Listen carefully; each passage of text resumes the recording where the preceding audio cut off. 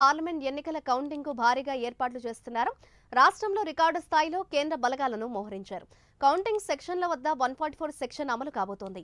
మరోవైపు ఏపీ వ్యాప్తంగా పోలీసులు కార్డన్ సెర్చ్ కొనసాగుతోంది.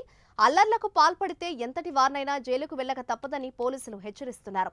అల్లర్లలో పాల్గొంటే రౌడీ షీట్ పెడతామని పోలీసులు తెలిపారు. పల్నాడు జిల్లాలో 10 రోజుల్లో 400 మందిపై రౌడీ షీట్ ఓపెన్ చేసినట్లు పోలీసులు తెలిపారు.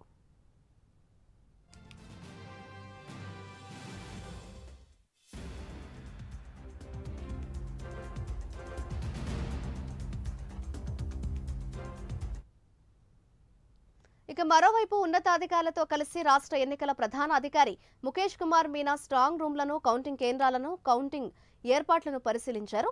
ఎక్కడా ఎలాంటి పొరపాట్లకు తావు లేకుండా అత్యంత పారదర్శకంగా కౌంటింగ్కు చర్యలు తీసుకున్నామని అన్నారు. కౌంటింగ్ కేంద్రంలో అలజడులు సృష్టిస్తే అరెస్ట్ చేసి జైలుకు పంపుతామని ముఖేష్ కుమార్ మీనా హెచ్చరించారు.